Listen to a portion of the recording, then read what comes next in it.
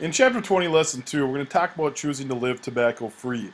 Most people realize that smoking tobacco products is bad for our health. It's going to add up over time and we're going to get sick. Unless you start at a really young age before you're educated on it, everyone knows this. The problem is there are temptations later in life that cause people to try and possibly get addicted. We know about peer pressure, but there's a lot more to it than that. You know, the teenage years are an incredibly important time in life where students are very impressionable, and it's real easy to try something and again get addicted. There are a lot of reasons why teens use tobacco. First of all, they falsely believe it will control weight or cope with stress. People think, hey, adults feel better when they smoke, or my mom, dad, cousin, relative, uncle, whoever seems to kind of get that relaxed feeling when they smoke. Well, it turns out they have an addiction, and it's satisfying their addiction. It's something they created through the use of the cigarette. So it's not really true, nor does it control weight. It's a little bit of a stimulant. Yes, they can suppress appetite, but not to the point where you're going to lose a lot of weight. May think it makes them mature. We see that in movies all the time that our favorite people, adults, are smoking. It makes them look cool, mature, older. Certainly there are a lot of teenagers who want that kind of look. Truth is, smoking reduces the body's capacity for physical activity, so it may lead to weight gain when people think that it's going to actually help them lose weight. So not a good thing there. Dependency of tobacco may increase user stress level. When you don't have your cigarette, you're worried about getting your cigarette. Cigarettes cost money. If you don't have the money, what are you going to do?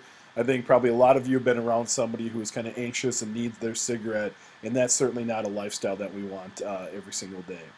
And of course, teens are going to be influenced by movies, TV, and advertisement that convince teens that tobacco is glamorous. There's a statistic that says 90% of R-rated movies have smoking in it to some degree, usually by some of your favorite actors and actresses, and portrayed in a scenario where they're cool or sophisticated. It's pretty cool. We have seen a reduced tobacco use among teenagers over the last, let's say, 20 years. The CDC reports 88% of high school students nationwide do not smoke. This number is up from 65% a few years ago. Likely in the 70s and 80s, there wasn't quite as much education out there. Smoking was a little bit more common. 65% is still high, but we're saying 2/3 didn't smoke, to now we're almost at about 1 out of 10 is a smoker and 9 out of 10 don't. So that number has improved. Tobacco legislation may be part of that. In 1988, tobacco companies and 46 states reached a legal settlement that restricts tobacco advertising aimed at young people. It really was centered around the Joe Camel advertisements that were cartoons, really trying to hook young children. And in 1988, that's where we saw a decrease or a limit to those type of ads. It's illegal for anyone under the age of 18 to purchase tobacco in the United States. We certainly see our government and the authorities cracking down on that more and more to try and enforce that. There are no smoking policies that limit smoking in public places and businesses. We certainly see in Minnesota now and many other states where you can't smoke in bars and restaurants. That law has been in effect for about 10 years and is really a nice thing for anyone who doesn't smoke. Family values is a big part of it too. Teens whose parents avoid tobacco are more likely to avoid tobacco products themselves. Many of you are going to grow up and have children. If you don't smoke, certainly you're going to pass that type of value on to your kids. And we all do know there are some health risks that come with tobacco, and more teens understand those risks, that tobacco can lead to diseases today more than ever. It's important we know the benefits of living tobacco-free. We sometimes take for granted the health that we have, and if we start to smoke, we can understand that we can get sick, but we sometimes lose sight of the health benefits and the health freedom that we have as a non-smoker. Certainly there's a better cardiovascular endurance and lung function if you don't smoke. If you've ever been around somebody who is a smoker who's trying to run or do anything active, there's a lot of coughing, uncomfortableness in terms of their breathing, and that's just something we don't want. Living tobacco-free also has mental, emotional, and social benefits. There's a sense of freedom. Anybody who has quit knows that that's a great feeling. Nor are you locked into the fact that you got to step out and have your cigarette every now and then. They're not dependent on an addictive substance. I don't drink coffee because I don't like to be addicted to something that I have to have every morning. I certainly don't want to have a cigarette or some sort of tobacco every hour, every couple times a day. There's a lot of stress that comes with it. You don't have to pay for it. You don't have to worry about it. You don't have to worry about tobacco-related health problems. That's not coming down the road. You don't have to worry about trying to quit. I'll quit tomorrow. Or, yeah, you keep nagging me to quit. That kind of conversation doesn't have to happen. And there's more confidence in social situations because you look and feel better. So these are definitely things we see in people who quit, but they're things that non-smokers already enjoy. So there are some strategies for avoiding tobacco. We never know when that peer pressure is going to come up or that opportunity to try something. You know, I was 22 years old when I tried my first cigarette. In my last cigarette, I only had about half of it, but I was, in college to be a health teacher. I knew the dangers. I was curious. I had some friends who kind of convinced me to try it, but at the same time, it was easy for me to put it down and say no and not have another one. Had I been 14, 15, 16, that might not have been the case. So we want to surround yourself with positive influences, people who aren't going to make you try cigarettes. Again, I was at 22 and I had the choice myself. Some guys kind of hassled me about it, but it wasn't anything I couldn't handle. We want to reduce that peer pressure if possible and be prepared with refusal skills, things like being more assertive and being able to say no or leave the situation if the pressure continues. And also be confident and stand up for your healthy choices. If you are somebody who has gotten addicted to tobacco or you know somebody who has, there are some tips to quitting tobacco use. Teens who use tobacco give these reasons for quitting. Number one, being to have health problems such as asthma, coughing, or respiratory infections. When we start to experience these things, we don't want to continue them and say, hey, you know what, maybe I should stop. They start to realize the high cost of tobacco. People who are under the age of 18 might have someone else buy them for them. They might steal them. They might get them from a friend, whatever. Those supplies only last so long to the point where now you have to supply somebody money to get them for you. And a lot of times kids and teenagers don't have the money to continue to buy them. They also realize that using can lead to other risky behaviors like alcohol and other drugs. If you're willing to try one thing, who's to say that you aren't willing to try the next thing?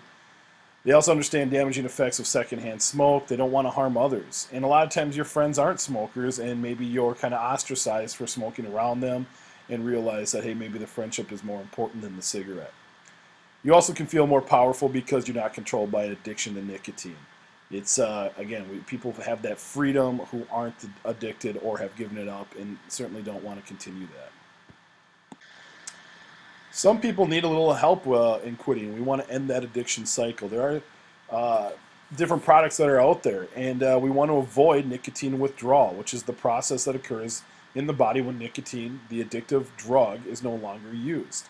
Again, if you've ever been around somebody who hasn't had their cigarette, they're irritable, have difficulty concentrating, they have some anxiety, there's sleep disturbances, they have that craving for tobacco, and they're just generally maybe not the most happy person to be around. Certainly not life-threatening, but the body will go through withdrawal maybe several times a day if they're a heavy smoker and they're typically used to having a full pack or 2 packs of cigarettes in a day. That might be every 30 minutes to an hour where they start to need that next cigarette. And we have those products that we call nicotine substitutes, which are products that deliver small amounts of nicotine into the user's system while he or she is trying to give up the tobacco habit. We see things like Nicorette gum. We have nicotine patches. There are nasal sprays that deliver a little bit of nicotine and inhalers. Different ways of getting into your body in a lower dose without the dangerous effects of all the smoke and other things. Here's a commercial for the Nicoderm CQ patch. Again, it's a transdermal, meaning through the skin, method of getting nicotine into your body. This is kind of a silly commercial, but I think it kind of shows you a little bit of the withdrawal somebody might experience when they don't have their nicotine. For the last time, the flight is delayed! The last time I tried to quit smoking, I got pretty irritable. Excuse me! It was the little things that got to me, like, that's funny, because I could have sworn that I said rose 22 or higher. People. Chicken or fish? Chicken or fish! I never want to go through that again. So this time, I'm using Nicoderm to help me quit. Nicoderm. Our patches help you through the rough patch. A little bit of a funny commercial, but not an unrealistic look at what could happen for somebody who maybe on the job can't have their nicotine. Another product that we need to be more and more concerned about going forward here is the electronic cigarette. We're seeing it more and more in the public eye, and we see stores popping up all over the place that sell these products. But the question is, can these products be used to help somebody quit? Because they don't have the smoke, they just have the nicotine. Yet we see people abusing them and using them for other purposes, and possibly being a bridge to start smoking for the first time. So make up your own mind here, and if you think whether or not this is a good product. But there's certainly some dangers involved. Like smoking bans are spreading, and so is the demand to stop smoking. For some, a new product might be the answer. Or is it? Channel 8 medical reporter Janet St. James takes a closer look. This isn't what it looks like. That wispy plume is really a harmless vapor, and the cigarette is fake. With this device, you can actually enjoy smoking without the bad parts of the cigarette. There is no tar, there is no tobacco, no bad chemicals that can cost you for cancer. Ohad Naeem is franchise operator of Smoking Everywhere, a battery-operated electronic cigarette getting a lot of attention at Grapevine Mills Mall and on the internet. It's been available for years in Europe. Fact: Smoking Everywhere electronic cigarette is the healthier way to smoke. The e-cigarette is marketed as a safer way to smoke or even quit smoking. No one can tell you no anymore. Due to having no tobacco or open flame, the smoking... Because it isn't real, it enables smoking everywhere, getting around public smoking bans. The device gives a jolt of nicotine with every drag, satisfying the addiction, or perhaps creating one. Looks like a cigarette. We showed this provocative product to Presbyterian Dallas pulmonologist Gary Weinstein, who treats smokers. He gave us a surprising response. Nicotine is very similar to caffeine. It's a stimulant. It's very addicting, like caffeine. But nicotine by itself is not a terrible thing. In fact, nicotine gum and patches have been used for years to help kick the habit. But this product is different in that it gives an authentic feel of smoking without exposing anyone else to secondhand smoke. This one is actually an apple. That's right, the e-cigarette comes in several fun flavors, including cherry, chocolate, and mint. And that's where Dr. Weinstein says this product can be potentially dangerous. Flavors like that is not for smokers. That's for people who want to play with it and for kids. Dr. Weinstein points out the cool design, slick marketing, and addictive nicotine filters could easily get a young person to try it and then get hooked. And you don't think that the flavors are appealing to teenagers? No, we don't sell it for people under age of 18, so they cannot use it. Teenagers we spoke with say the $150 price tag is a bit steep, but Ernest Oviedo, who started smoking as a teen, bought one. I want to quit smoking. I like smoking, but I know it's bad, so I just want to give it a try. But addiction experts caution anyone not currently addicted to nicotine shouldn't. Janet St. James, Channel 8 News. I think that last line is a great line, saying that anybody who's not already addicted to nicotine shouldn't use this, but certainly there's a curiosity factor to it. People want to check it out and try it, and it could lead to an addiction. When it comes to getting help to quit tobacco use, there's some things we can do. We want to prepare for the quit day, set a target date, and stick to it.